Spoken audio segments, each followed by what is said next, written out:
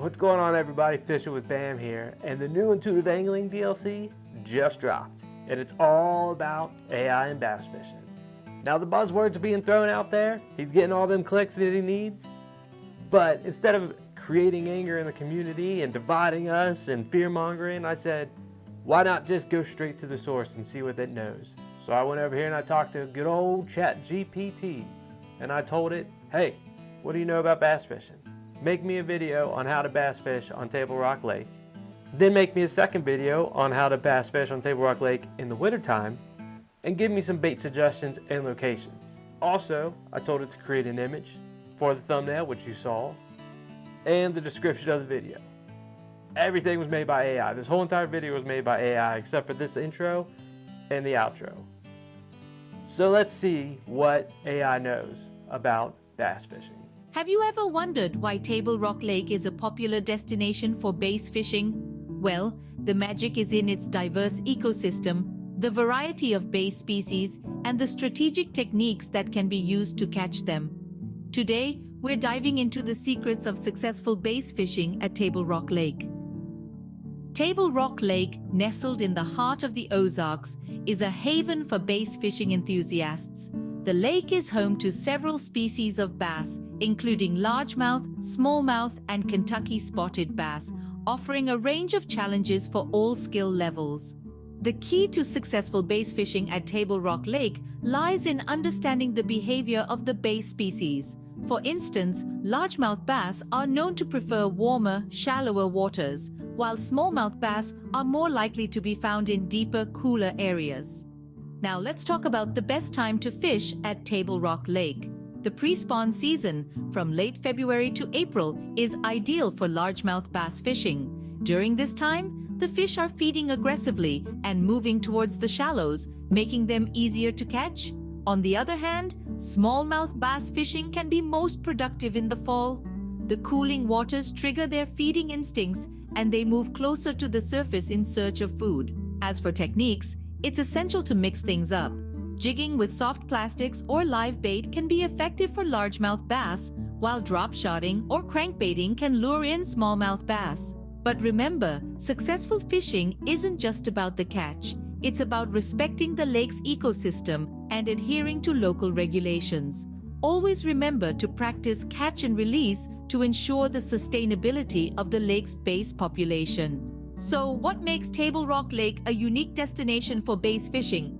It's the perfect blend of scenic beauty, a diverse range of bass, and the thrill of matching wits with these clever fish using a variety of techniques. In summary, to make the most of your bass fishing experience at Table Rock Lake, understand the behavior of the bass species, choose the right time of year, use a variety of techniques, and always fish responsibly.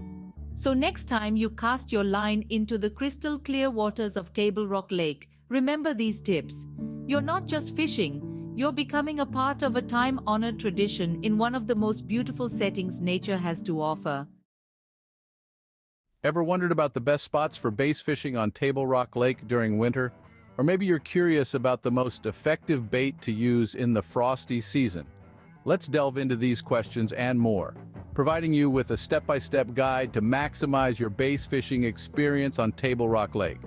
First things first, let's talk bait. When the temperature drops, the metabolism of bass slows down and they become less aggressive. This means you need to adjust your bait accordingly. Small jigs, blade baits, and jerk baits are excellent choices for winter bass fishing. These mimic the small, slow-moving prey bass are more likely to pursue in the colder months. Now, on to locations. Table Rock Lake is a treasure trove of prime fishing spots, but some shine brighter than others during winter. The James River Arm, a major tributary of the lake, is known for its excellent winter bass fishing. The deep, clear waters of the White River Arm also provide a thriving habitat for winter bass. Another great spot is the Kimberling City Bridge area. Here, the deep channels attract bass-seeking, warmer waters. But remember, no matter where you go, always look for structures like rock formations, sunken trees, and docks. These provide shelter for the bass and are prime spots for casting your line. Now you've got your bait and you know where to go, but how can you maximize your fishing experience? Patience is key. Bass are sluggish in winter, so slow down your retrieve to entice them. And don't forget to dress warmly. Winter fishing can be a chilly business, but with the right gear, you can stay comfortable and focused on reeling in the big one. So, to summarize, 1. Choose slower, smaller baits like jigs, blade baits, and jerk baits. 1. Fish in prime locations such as the James River Arm, the White River Arm, and the Kimberling City Bridge area. 1. Look for structures where bass can hide. 1. Be patient and slow down your retrieve. 1. Dress warmly and enjoy the experience. With these tips at your disposal, you're ready to tackle winter bass fishing at Table Rock Lake. Happy fishing! Now, if you want to go fish for bass in Russia, you probably should listen to ChatGPT. No, but a lot of those pictures were all, and video clips were all stock photos that it just took from the internet and then created images from, it knew I wanted winter pictures, it knew I wanted bass fishing, and it just threw all of it together. Some of them were actual Table Rock Lake photos and videos, but for the most part it was just random images. Now, the information in it, decent, right?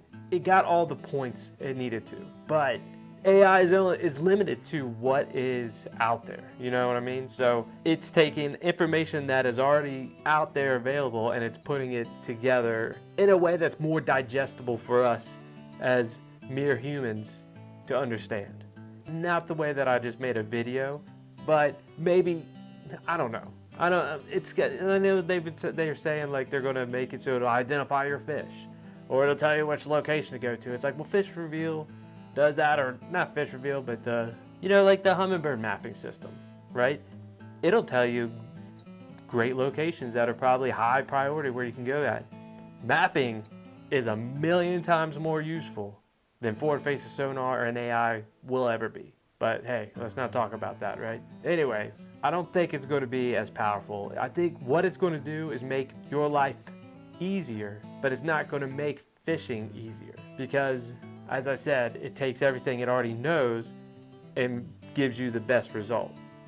But when you're out there on the water and you're fishing, the fish are smart. They know what's going on. Most of the time, we always talk about that gut feeling. You got that gut feeling. You just know, hey, I need to throw this color. I need to change this bait. I need to go to this location. I need to slow down my retrieve. There's so many different variables out there that are a human instinct that AI will never be able to reproduce. All the right buzzwords are being said. You're getting the clicks that they need. But, does it help out? Is it doing anything good for the community? No, it's not. It's not at all. But more DLC will drop later this year, especially after the Bassmaster Classic and at ICAST when things get real. ICAST is going to be a big one. There's going to be some interesting things coming out of ICAST this year. So, I don't want to say it, but if you want to, like, comment, subscribe, all that good stuff to help the algorithm out. Leave me a comment below. Let's talk about this. What do you think AI is capable of doing? I appreciate everybody stopping by. Share the video with your friends. Tell them how dumb I am. It's all good. I'm here for the laughs. I'm here for the laughs. And I'll see y'all next time.